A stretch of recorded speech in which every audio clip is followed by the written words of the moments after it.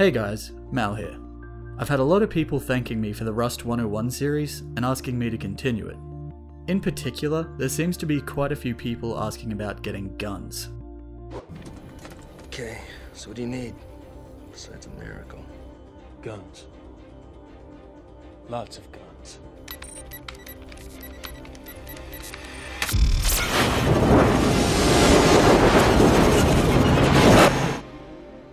Guns are obviously a crucial part to your survival in Rust.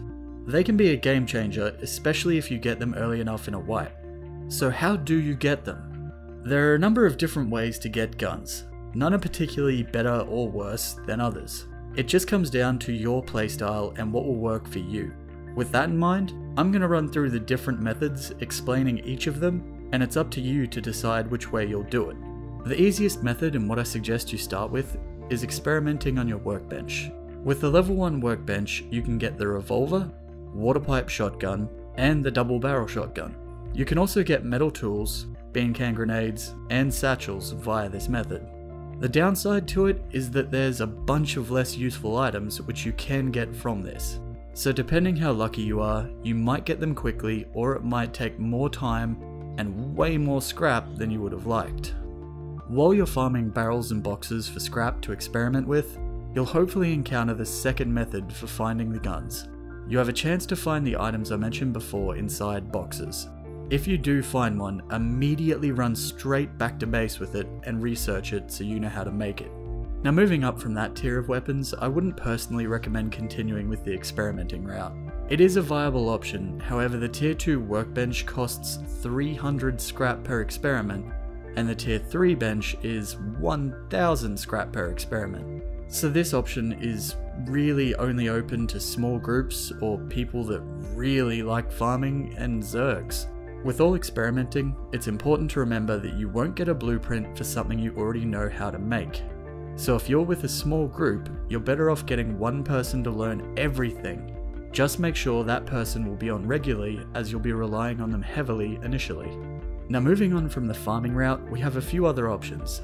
The next one we're going to discuss is the hard to get stuff. By that, I mean military and elite crates, airdrops, heli, and Bradley.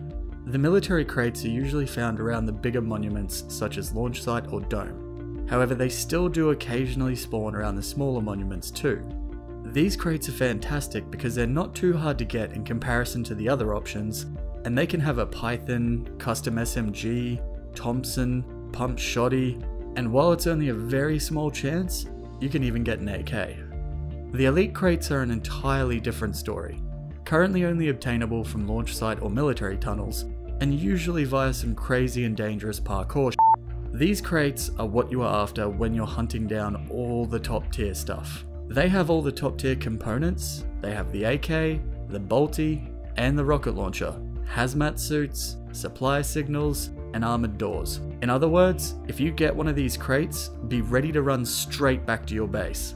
Next on the list are the airdrops, which are jam-packed with loot. However, they contain items from low tier all the way up to top tier. Therefore, sometimes you get really airdrops. They also have a small chance of having an LR300 assault rifle or an M92 pistol, which, for those of you that don't know, are uncraftable guns and some of the best in the game. The main issue with getting these is when they spawn in, a plane flies over making heaps of noise, and then the drop starts parachuting down. It can happen anywhere on the map, usually about once per hour, provided there's enough players on the server.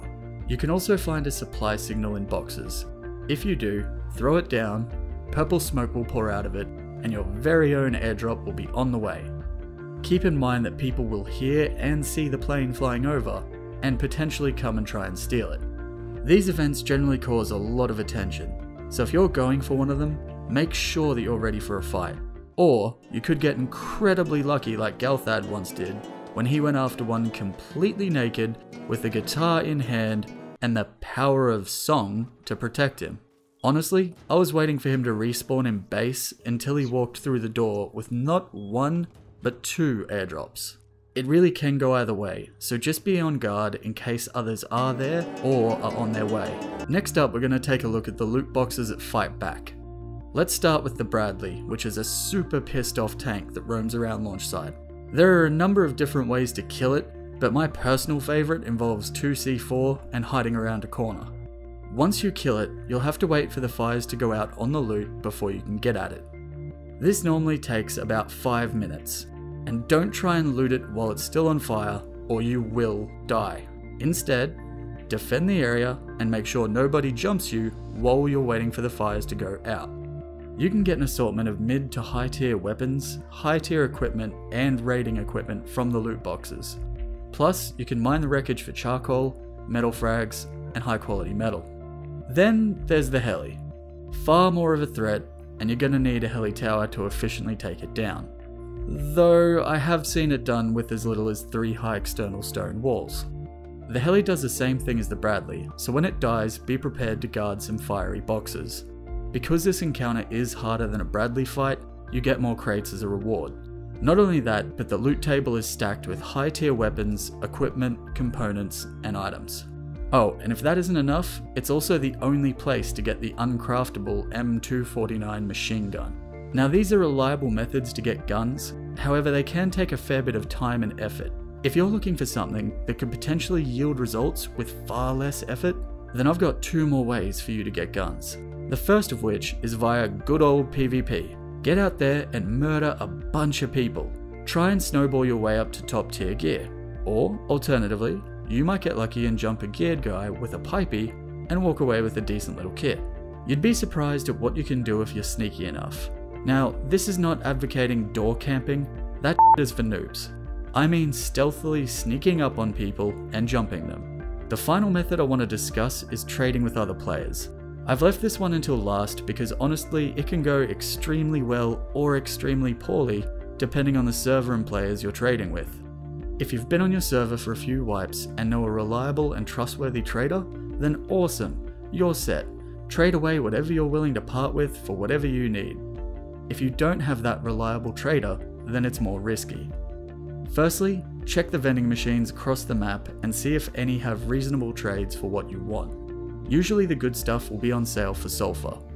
Failing that, post in chat asking to buy whatever you are after. Then add whoever you find to Steam and organize a trade via there. You do not want to be talking about a trade in a chat that everyone sees. It's just asking for trouble. On one hand, this can all work out well, and you get your item. Happy days. On the other hand, it might be a scam and you get jumped, killed, and lose whatever you were going to trade. Use common sense with these trades. If it sounds way too good to be true, then it probably is. There are a lot of shop trap based designs out there. Take your time and be careful. That covers just about every way I can think of to get guns. Hopefully you guys enjoyed this and found it helpful. I know a few people have been struggling with getting guns, so hopefully this helps you guys. At least now you'll know what you should be doing. If there's anything else you'd like me to explain or do a tutorial on, leave a comment and let me know. Thanks for watching, and I'll see you guys in the next video.